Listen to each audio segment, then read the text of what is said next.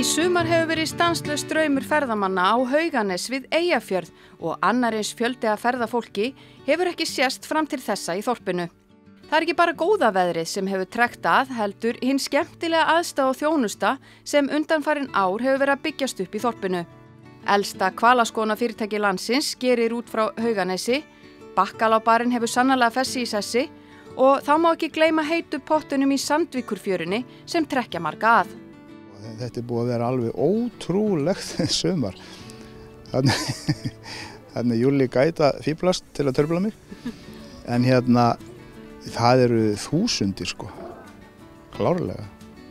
Er þetta besta sumarið hingað til? Algjörlega langbesta sumarið. Það er náttúrulega, þetta er 5. ári sem við erum með veitingahúsið, pottana, tjaldsvæðið og þetta er bara búið að spyrjast út. Og veðrið er náttúrulega búið að vera alveg æðislegt. Hvalaskoðun hérna er eins og best á landinu, þannig að þetta virkar allt saman. En þú getur ekki gefið neina tölu á hversu margir gestir hafa verið hérna á tjaldstæðinu hjá þér eða heimsótti hérna á barinn? Það er bara útilokað. Ég get bara sagt sko að síðustu 4 mánuði er búið að vera uppselt á Bakkalábar öll kvöld. Hvert einasta kvöld og við höfum verið að vísa frá tugum og jafnvel upp í 100 manns. Þannig að þetta er bara vandræðalegt. En það hefur ekki bara verið bong og blýan sem kannski hefur dregið fólk hérna á barinn. Þið er náttúrulega líka þekkt bara fyrir suðræna stemming. Út með spænska kokka hérna. Já, ég er með 5 Spánverja sem vinna á Bakkalá með íslenska kennitölur og borga sína skatta og skyldur hérna. Alveg dásamlegt fólk. Og þetta er náttúrulega stórum hluta þeim að þakka líka. Þegar N4 leit við á Hauganesi þá iðaði þar alltaf lífi. Ungur listamaður frá Akureyri var þar önnum kafinn við að mála 45 fermetra vegglistaverk á tjaldstæðinu. Verkið sem þekja mun klósettaðstöðuna er með víkingaþema og verður líklega vinsælt myndefni hjá ferðamönnum sem leggja leið sín á Hauganes næsta sumar. Ég er að gera þetta skemmtilega held ég. Þannig að verði bara skemmtilega fyrir þá sem er að fara á glasti.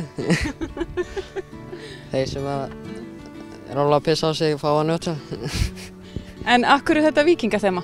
Já, bara þetta held ég henta sko, það eru torfbærinn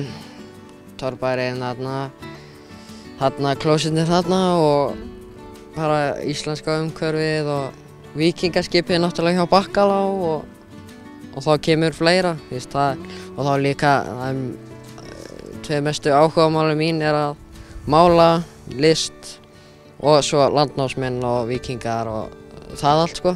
Þú nærðar saman þetta allt saman hérna, á klósettskúrnum? Já, það finnst mér skemmtilega sko, að geta sameinað áhugamálin. Og uppbyggingin heldur áfram á Hauganesi. Í sumar bættist þar við handverksmarkaðurinn Himnaríki sem dregið hefur að sér marga gesti í sumar. Við smíðum himnastiga og hvert á hann að liggja? Jú, hann liggur upp í Himnaríki. Við erum með Himnaríki hérna og það er 400 fermetra salur, mjög fínn salur þar sem að það bil 20 aðilar hafa verið að sýna og selja heimilisiðnað og það er búið að vera gríðarlega skemmtilegt líka. Hingað kemur margt fólk til að kikka á það. Og þeir sem eru hérna fyrir á tjaldsvæði í pottunum, þeir fara nánast allir þarna og þetta bara virkar saman rosalega vel.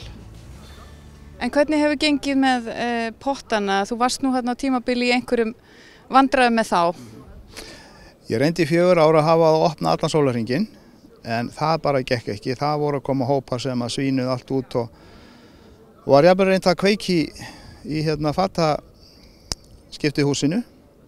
Þannig að núna læt ég renna kalt vatn klukkan 10 á kvöldin í þá og svo er það heiti svona 8 morguninn.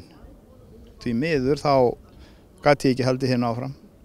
Og hefur þetta dugað til þess að halda skemmtiverkunum frá? Já, þetta hefur dugað. Núna er bara allt í lagi. En þú situr nú sjaldan aðgerðarlaus og þó að þú hafir byggt upp allt þetta, þú lítur að vera með fleiri plön á prjónunum. Hvað er næst? Það er ýmislegt í gangi sko, sem er verið að skipuleggja. Ég kannski segi ekki alveg frá því núna en hafi stutt í það. Þarftu ekki að fara að stækka tjaldsvæði til dæmis? Jú, það eiginlega allt sprungið hérna, veitingahúsi, tjaldsvæði, pottarnir. En maður þarf samt að fara varlega, sko, ef það rigningasumar næsta sumar, þá verður þetta ekki svona. Þannig að maður þarf aðeins að sýna smá skynsemi, reyna að finna hana hjá sér.